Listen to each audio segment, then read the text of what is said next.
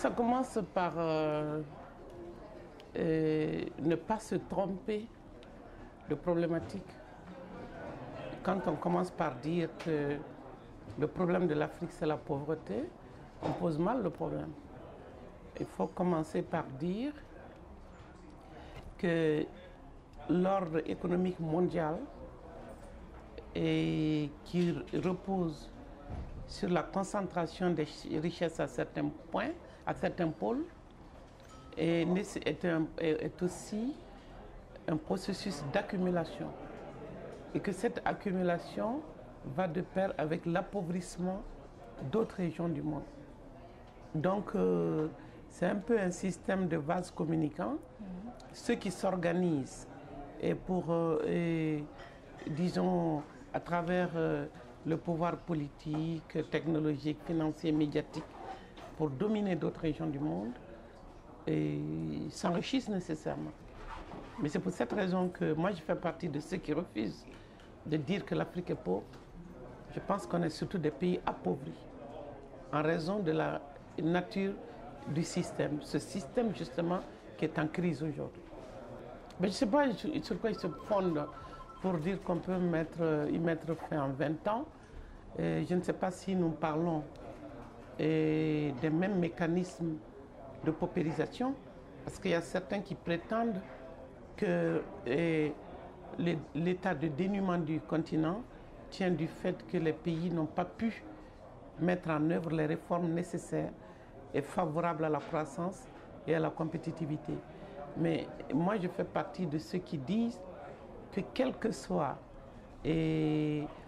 nos efforts de transformation de nos économies, tant que nous restons dans le paradigme du marché soi-disant libre et concurrentiel, on est perdant, parce qu'on ne se bat pas à armes égales.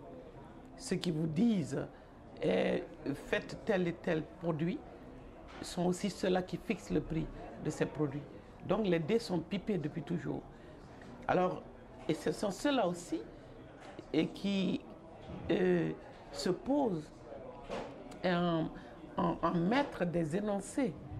Les énoncés et les solutions viennent de ceux-là qui vous disent faites ceci et cela.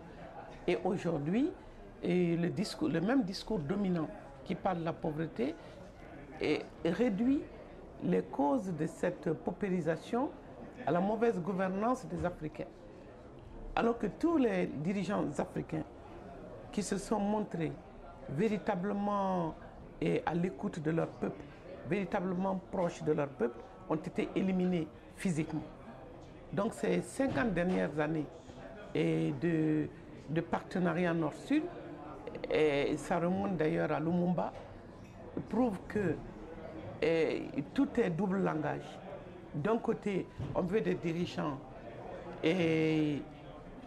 qui prennent leurs responsabilités et qui sont à l'écoute de leur peuple. Ça, c'est au niveau du discours officiel. Mais et si le peuple ne voulait pas du marché?